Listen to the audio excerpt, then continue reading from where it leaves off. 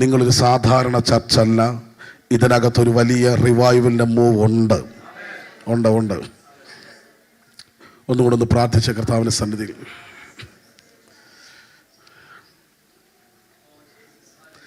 എനിക്കറിയാം, ഒരു ഉണർവുണ്ടായാൽ പിന്നെ ജനം രക്ഷിക്കപ്പെടേണ്ടതിന് വേണ്ടി പ്രാർത്ഥിക്കേണ്ടതായിട്ട് വരില്ല.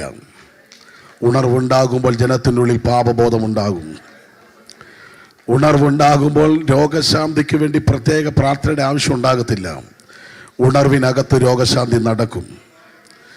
അങ്ങനെയാണെങ്കിൽ ഇന്ന് രാവിലെ ഞാൻ ആത്മാവിൽ പ്രവചിക്കുന്നു, ഇതിനകത്ത് വ്യാപരിക്കുന്ന അഭിഷേകം ഒരു ഉണർവിൻ്റെ അഭിഷേകമാണെങ്കിൽ വീണ്ടും ഒരു റിവൈവൽ ഈ UK-യിൽ ഉണ്ടാകത്തക്ക നിലയിലുള്ള ഒരാത്മപകർച്ച മഹനീയം പെന്തക്കോസ്ത് സഭയിലുണ്ടായാൽ ഞാൻ ആത്മാവിൽ വിശ്വസിക്കുന്നു, ഇതിനകത്ത് പിന്മാറ്റക്കാർ മടങ്ങി വരും. പാപികൾക്ക് പാപബോധമുണ്ടാകും. ആരും തൊടാതെ രോഗികൾ സൗഖ്യമാകും.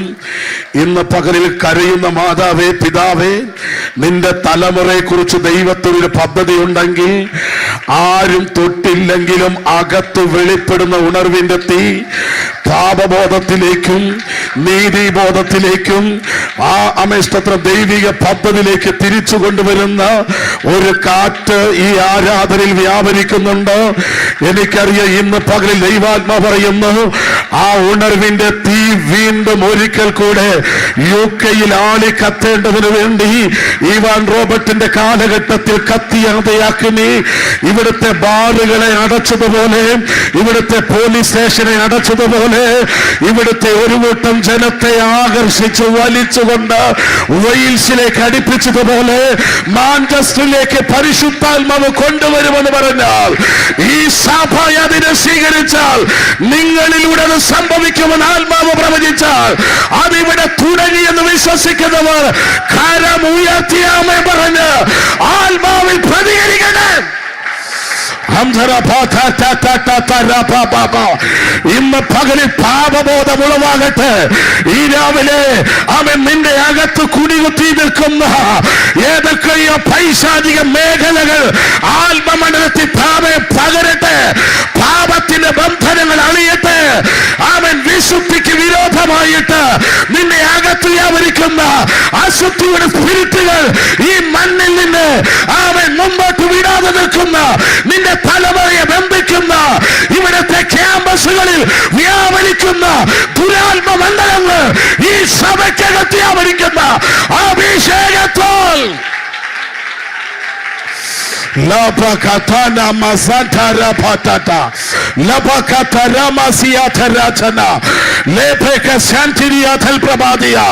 ഇവിടുത്തെ യൗവനക്കാരോട് പരിശുദ്ധാത്മ പറയുന്നു, നിന്റെ കരങ്ങളിലൂടെ ഉണർവ് സംഭവിക്കാൻ പോകുന്നു. എനിക്ക് വലിയ അറിവില്ലാത്ത മനുഷ്യന, പക്ഷെ എനിക്കൊരു കാര്യം അറിയാം, ഉണർവ് എവിടെയെങ്കിലും നടന്നിട്ടുണ്ടെങ്കിൽ അതൊരു വ്യക്തിയെ കേന്ദ്രീകരിച്ചല്ല, അവന്റെ ശരീരമായ സഭയെ ഫോക്കസ് ചെയ്തുകൊണ്ടാണ്. ഇന്ന് പകലിൽ ദൈവാത്മാ പറയുന്നു, ഒരു വ്യക്തി ഷൈൻ ചെയ്യാനല്ല ദൈവം ഉണർവയ്ക്കുന്നത്. അവന്റെ പദ്ധതി അവന്റെ സഭയ്ക്കകത്തൂടെ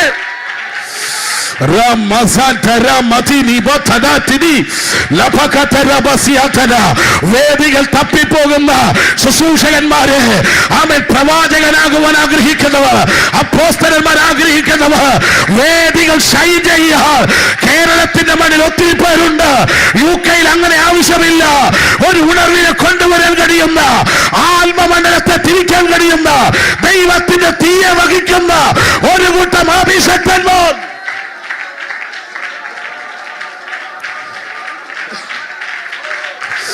ഈ രാവിലെ പരിശുദ്ധാത്മാവിനകത്ത് പോക്കുന്നുണ്ട്. ഒത്തിരി അഭിഷക്തന്മാർ കയറിയ വേദിയാണിത്. ഒത്തിരി അഭിഷക്തന്മാരെ നിങ്ങൾ വിളിച്ചു വരുത്തിയിട്ടുണ്ട്. ഒത്തിരി അഭിഷക്തന്മാർക്ക് കൈ കൊടുത്ത കൈ അവൻ ബിജു ചെറിയാന്റെ കൈ. എന്നെ അദ്ദേഹത്തിന് അറിയത്തില്ല, ഈ UK-യിൽ ആർക്കും എന്നെ അറിയത്തില്ല, പക്ഷെ എന്നെ അറിയുന്നൊരു ദൈവമുണ്ട്. ഈ രാവിലെ ഞാൻ പ്രവചിച്ചു പറയുന്നു, ഈ തലമുറയുടെ ഉണർവിന് വേണ്ടി ഈ മണ്ണിനകത്ത് ദൈവം എന്നെ കൊണ്ടുവന്നാൽ ഇതിനകത്ത് എന്റെ പ്രസംഗമല്ല എനിക്ക് വിഷയം. ഉണർവിന് വേണ്ടി തലമുറ ഇന്ന് പകലിൽ ഇതിനകത്ത് എഴുന്നേൽക്കണം.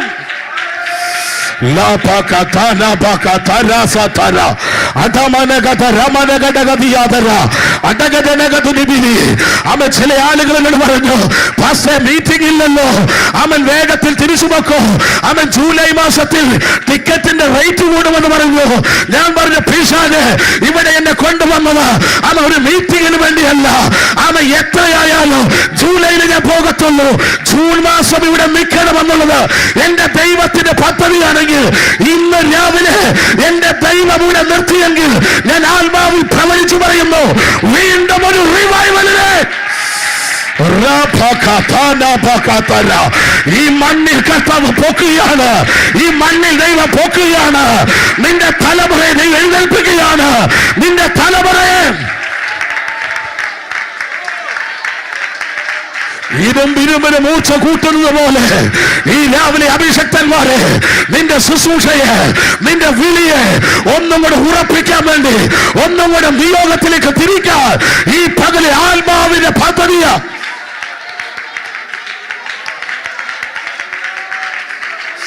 ധടരബകമ